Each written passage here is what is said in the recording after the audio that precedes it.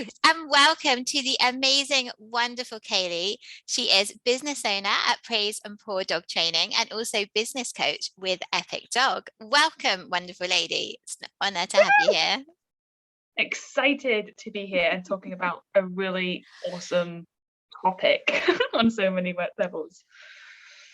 Absolutely. And like you said, it kind of fits into both spectrums, of your work.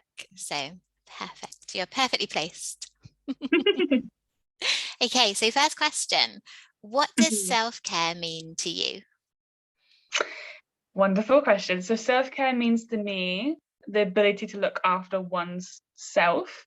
And that's like lots of different levels. It's not just kind of going having a massage, which I used to think was just self-care or just having a day off. It's actually emotionally looking after myself, being able to lead myself in situations that, there'll be situations where maybe I feel uncomfortable, and it's being able to go, no, we're going to say no to that thing. So it's emotional, it's being able to lead myself and to lead to things I want to do, and to learn to say no to things I don't want to do.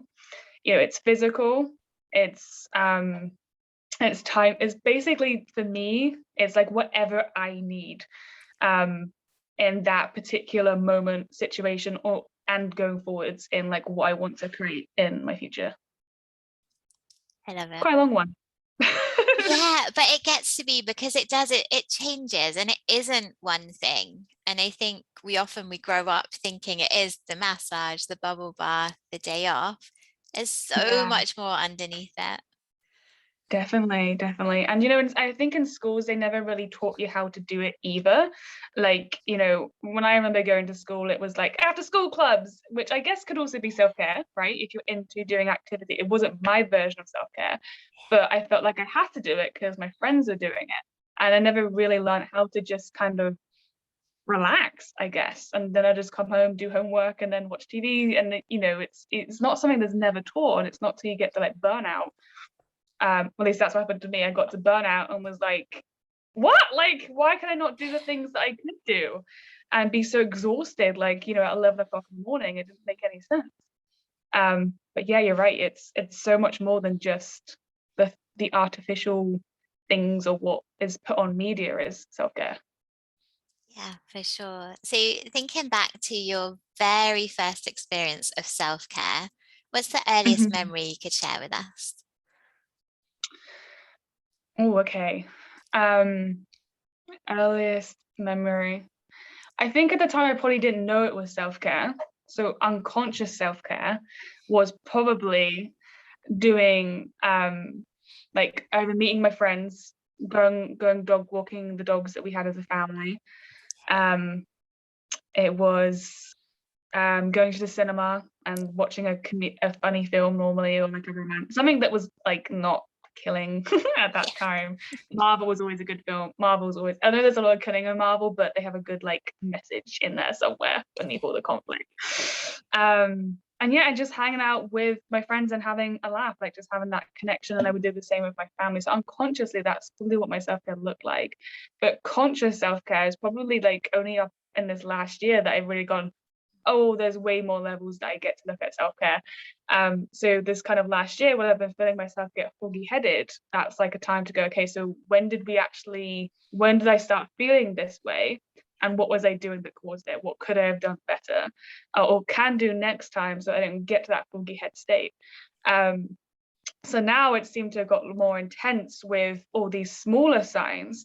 So like foggy headedness, like feeling just waking up tired and going, all right, like why are we waking up tired? Like what did we miss to get to here? Sometimes it could just be like a meal that I had that was too, I don't know, like carbohydrated, or I just didn't exercise next. And like there's lots of different reasons.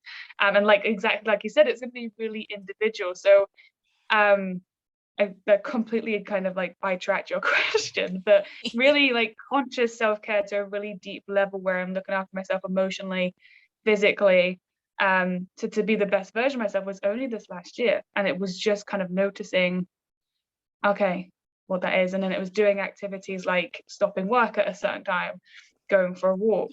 It was changing like the diet, like so trying out different foods in the evening to seeing if that made a difference to how I woke up in the morning. limiting how much time I come off social, like on time off the computers now. Everything's viral. So what I have done on my phone, which has been like the biggest self-care thing for me, is literally turned off all the notifications. So my phone doesn't go beep, beep, beep, beep, beep, beep the whole day. Downside to that is I miss messages, and which is really annoying for people on the other end, but it means I'm not constantly in the cycle of replying, being on my phone, and then getting trapped back into work again, because it's really easy for me to just work all the time because I enjoy it. No, it's beautiful. And you haven't sidetracked. And actually, you've pulled in my other question, which would be, how has self-care changed for you over the Ah, time? So you've there we really poured into go. that. Woo! Sourced Yay. it. So, like right now in this moment, what's your favorite self-care? My favorite self-care is sitting on the beach, ideally when it's sunny. I'm not a big fan of sitting when it's raining, but ideally if it's sunny, sitting on the beach and just basking, like just sitting there for as long as I want before I get to the point where I'm like, all right, let's get up and go. Like that's that piece. So that is my favorite self-care. I feel like there's nothing around me. Like it's just me. It feels really freeing. It's peaceful. It's a bit meditative, like meditation. It can feel a bit like that. I do meditations as well, but I'm learning to enjoy those. They're not my favorite just yet. But yeah, just sitting, doing absolutely nothing, listening to the waves. If we have a dog, we have the dog there and play with the dog on the beach as well. Depends how the dog's feeling, because they're a bit arthritic, so he's not always down for going to the beach and just basking all day. Oh, bless him. Yeah. So then thinking about sort of yourself and how you celebrate yourself, what do you do to celebrate your wins? I love that you asked that one, because that was something I never did.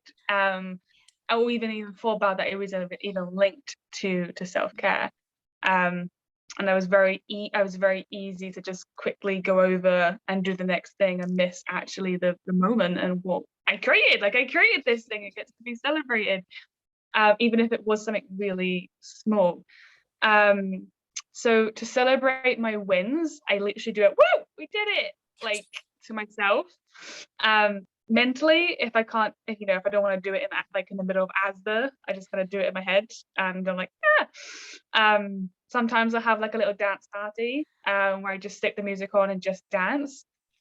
And what I've been doing towards the end of the month, if I've like achieved all the things I set out to do at the beginning, more so in business than personally, might do it personally, I haven't got to that bit yet, but more so in business, if at the end of the month I achieve everything that I wanted to achieve, then I will like go do something. I'll take like a percentage of what I've earned and then go do something really special, which could be like camping, it could just be buying something that I really wanted to buy, it could be donating it. Like it's just like there's that much there that I can go, all right, gift it and celebrate it that way. So I have lots of different ways. It just depends how I'm feeling, how I want to celebrate it.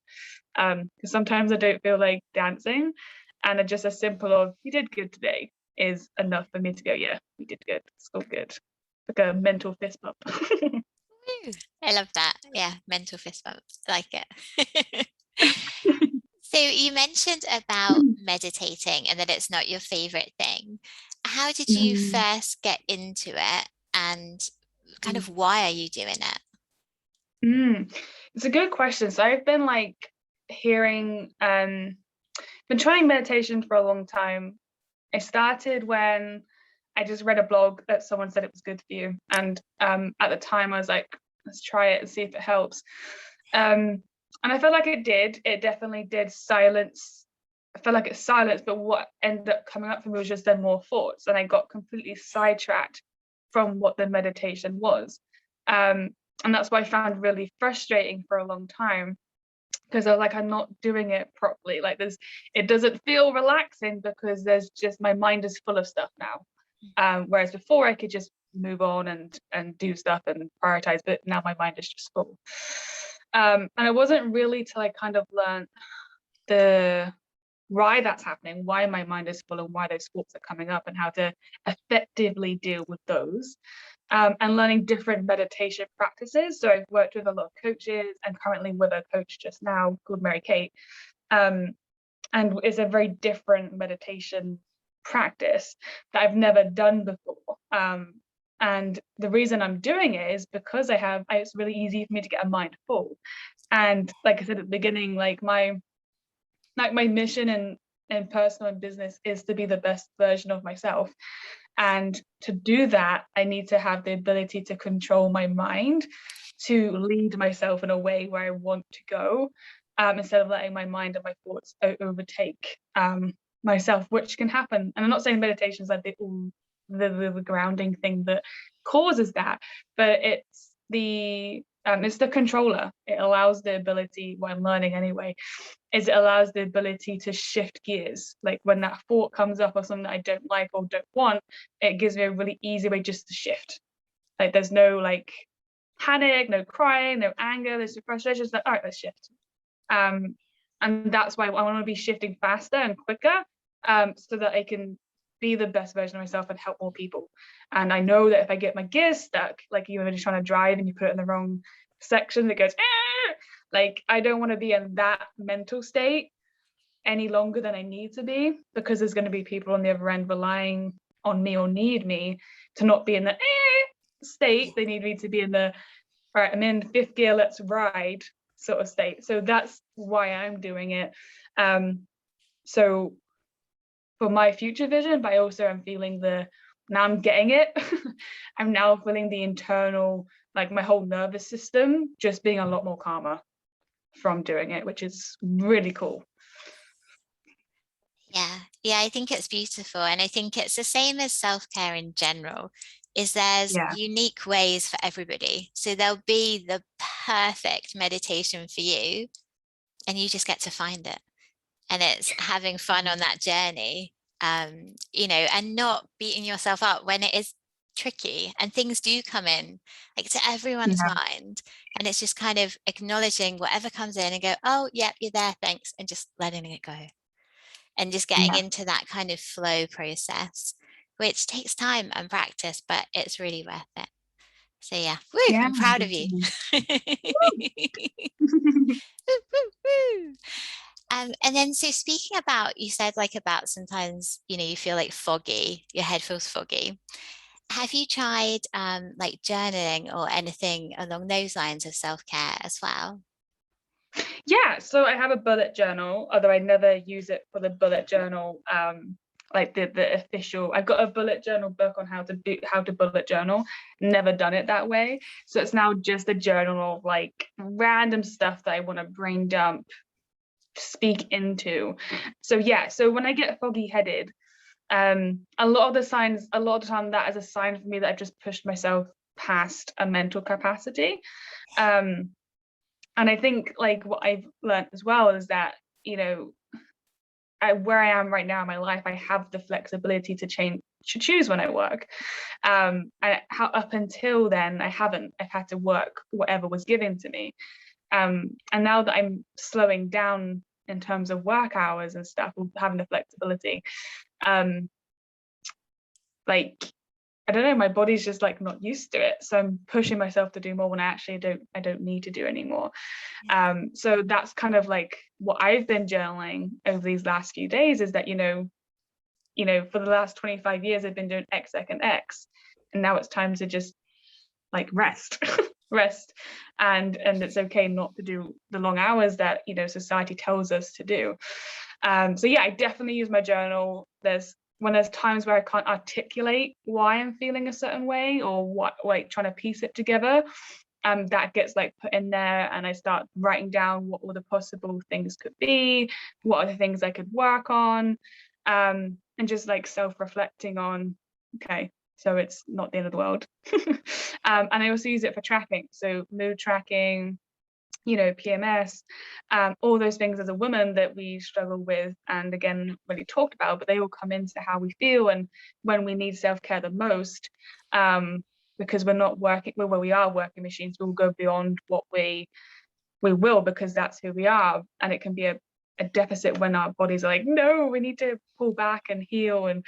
And so tracking that, and when those come up has been really cool for my journal, and just like I said, reflection on how the day's been, what I would change to make it even better. Again, this is my self-care, like the whole evaluating and then refining a new way makes me feel good, because I know that I'm on track to change. That might not be everyone's cup of tea, because they might just be like, sounds really exhausting going through listing, like, why did that not work, and that. But again, like I said, it's just individual. So my journal is a lot of self-reflecting, brain dumps. Anything emotional that I don't want to say, I write it instead, and that will then give it a voice, and then allow me to let it go. Like you were saying, the whole, when we get emotional and get stressed and frustrated, and I get more frustrated and angry than I do upset. So I have to write down why I'm angry, and then just kind of shout it out and let it go. I feel like anger is like the hardest one to let go, though. Like, it's really for me anyway, it's really easy to hold on to anger. So yeah, letting stuff go, writing it out has been incredible. But you go for a lot of journals doing it that way. Yeah, I can resonate with you on the anger. I think it's something that I historically kind of carried with me a lot. Mm.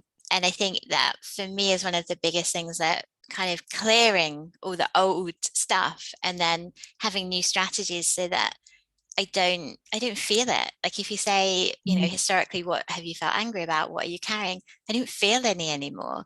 And I think so that was one of like the biggest kind of shifts for me. Going through my own personal development, and that kind of stuff, because I think there's so many things that they start frustration, but then it's like the trigger stacking with it, with dogs, is that as it Yeah, goes up over time, you've got this huge kind of stack of anger from way back when, and you're just kind of yeah, lumping it along with you, and you're like, no, do you know what, I don't need to. exactly. Yeah, and it's Yeah, limiting as well, isn't it? Like, when you are in that anger headspace just from something that happened, and it doesn't mean that whatever happened wasn't, like, it wasn't worth the anger. I know for me it's just because I never spoke up about what I was angry about, and then would be resentful and angry, which is not a nice place to be, but very easy to be when you don't want to stand up. Well, when I didn't want to stand up myself. But yeah, it's then limiting, because it can consume so much, and then create a perspective that isn't quite what you want, because you're just filled with anger, and stuff like that. So yeah, definitely agree with you. Letting it go is freeing. It's like you just taking stones out your rucksack every time that you release something. yeah, I love that. It's a beautiful sort of analogy for it. Yeah, it feels it as well. Yeah, well, yeah, I mean, because you literally do, you kind of stand that bit taller, because Yeah. as much as it's kind of we're carrying it mentally, we do then carry it physically, because we become exactly what we think. So if Yeah, we're thinking, oh my goodness, and you're literally are weighed down by the weight of the world, and then you release it, and you feel that bit lighter. definitely. Hmm. So thinking about someone who's coming at self-care for the very first time, where would you suggest they begin? Oh, that's a great question. So, I mean, my answer is always with a coach. Like, regardless, I think whatever, like, that's been what I've been. I've always wanted to learn from someone who is educated, who knows the stuff, who's been through the journeys I've been to, and can get you to where you want faster. Like, that's their job, is to unpick everything and get the momentum, so that you're not wasting potentially 5, 10, I don't know how many years trying different things like I did. Like obviously I tried lots of different meditations, lots of different tools and stuff, and it's a long process for me to now understand really what self-care is, and go, okay, so this is it. And now I understand it a lot more, but it took me a long time to get there. So for anyone that wants to take self-care seriously, and to a point where you want to change how you're living, to have a better, more freeing, enjoyable life without feeling the horrible grungy feelings, then definitely, like, my first was to get a coach who is, like, gonna support you to create that, because it'll get you there in like 8 weeks, 12 weeks. maybe 6 months, a lot faster than 4 years of trying different things, hoping that it's going to work and doing it the hard way. So that's like where I'd start, because of that's what I wish I did to do that. And otherwise, if it's not something that's doable, is actually just looking at what you want your life to look like instead. Like, what do you want your day to look like? What do you envision seeing for yourself, with your friends, with your family, with your partner, and your business, with your dog, if there's any dog owners watching? Like, what do you envision seeing for your day, for your walks, in every moment? And then that allows you to look at, okay, so where am I at right now, and why is it not here? Because it gives you that middle piece between you here and you want to get here, but what's in the way. Those middle pieces are what are going to be like, oh, this is where we get to work on first. And you might find that you have to do one at a time for like a couple of months, and then another one a couple of times for another months. But that's where I'd start. I know that I don't do things unless I have accountability, which is also why I get a coach. Because if someone's not prodding me, going, "Have you done that thing?"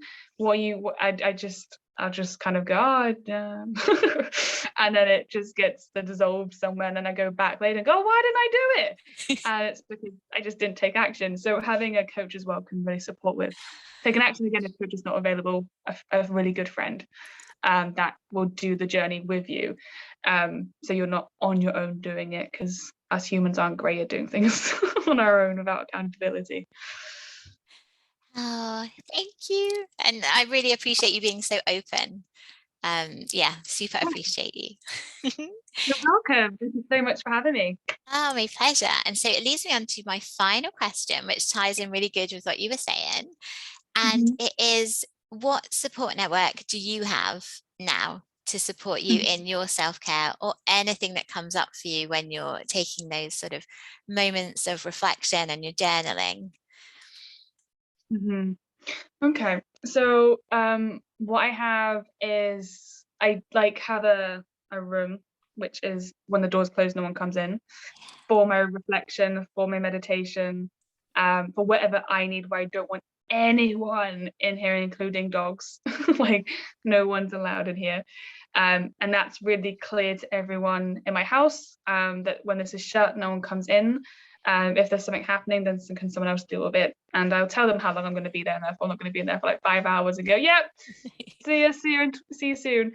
But that's one thing that works really well. I also have a great network of, again, I have a coach, multiple coaches, who support me and keep me accountable, into creating my vision. I have friends that will go deep with me, and I'm really grateful for them, including my partner, because it's really easy to just be on surface level, and actually to really let go of some things, having those tough conversations, or those sad conversations, or those angry rants, like being able to have those with people that are not judgy. They're not going to be, they're not going to push you to do things if you're not comfortable saying anything. They're just going to really hold the space and go, okay, cool, let it all out, get it all out, because they know this stuff. They know the power of your emotions are not who you are, and how you're feeling is not who you are, and it's just a pattern that we've developed, we haven't done, and it's just releasing that. So having a great network of people who can hold support when need be, and be accountable. Like, I do have friends that will also push me when they go, you said you were going to do it, why have you not done it? Like, and that's also self-care to me, because if I don't do the stuff that I want to be done, I'm not going to change what I want. And my partner's very good at that in a personal realm. He's very good at going, you remember that thing that you said you were going to commit to, and you haven't done it, or you've done it half-assed? I'm like, oh yeah, that thing. And it's annoying at the time, but it's great at the same time. But yeah, definitely having my own space, having a lot of people that are honest, loving, and not judging at all. and having a coach that can support me. When I first started, I did have a therapist as well, because they are amazing if you get a good one. Not that they're all bad, but finding the right therapist is important because they all have different ways of approaching. And the therapist I had was amazing. Hard, but it's definitely released a lot of stuff I didn't see. And then, like you were saying, they've put different personal development courses they've done over time have now become great network resources from the friendships that have been made during them. So really it's about like lots of different things, but community, having your own space, and a coach for me. Yeah, I love it. Thank you. You are You're amazing. welcome.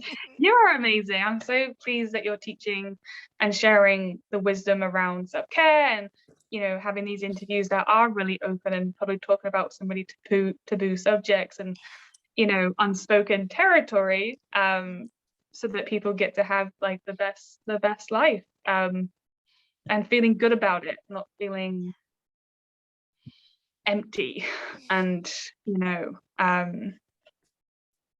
empty, because it never feels good being empty, and I've been there and it's frustrating, and I wish, I don't wish, but like if this was around when I was in that state, I couldn't imagine what difference it would have made to me now. I would have got a lot of the stuff sooner. So I really appreciate you coming on and inviting me and sharing this incredible series with everyone.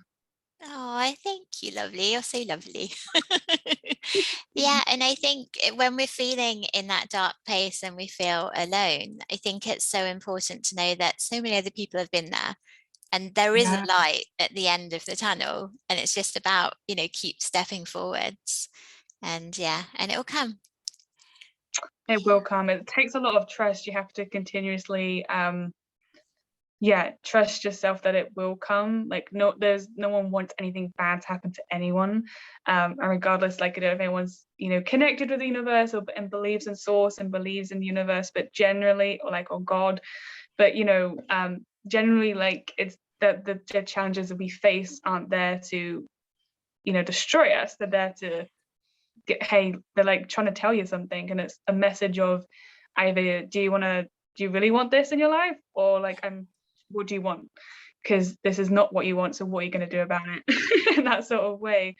And it's also a message, like a mirror back to ourselves, isn't it, of how we're being, and it being reflecting. But it's, like I said, it's taking one step at a time, trusting yourself, and it will come. It will always come. But we have to go through the journey of learning, which is never as pleasant as it sounds. It's always up and downs, but you're always getting up if you just focus on the ups. The ups will always stay up. Yeah. Bit like dog training. Yeah, well, I think it's exactly the same, to be honest. The more I look into like the psychology and behavior of people and of dogs, there's so many like parallels.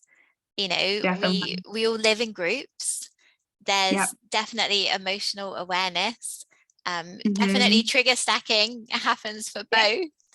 And I Yeah. think like the biggest lesson from a dog is be in the moment, because Mm-hmm. they don't carry the same baggage. They can imprint absolutely from like their past behaviors, but they are present because it's that survival, but in like a good way present.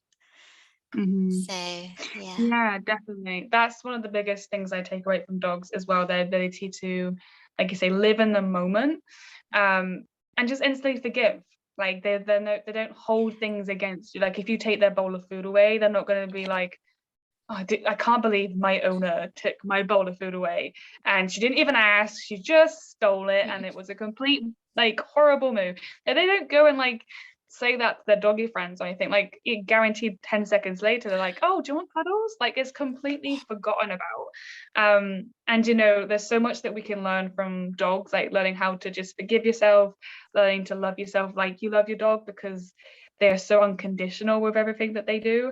That they're just the perfect guides, I would say, for us. But again, exactly the same, in my experience. And when I studied them at uni, all the research was based on human and dogs. Like the psychology was based on human research and then applied to the canine mind. But that's the only difference, is canines obviously sniff, they have 4 legs, they have a tail. But you know, the actual psychology of it is exactly the same. We just have different ways of communicating and expressing, and we're a bit more advanced in some areas than our dogs. But it's interesting. It's probably a topic for another day. Yes, no, I feel that. Yeah, we get to reconnect on that. Maybe another series that I'll do. Yes, how to be more dog. Yeah, I think I've had that written down about 100 times. You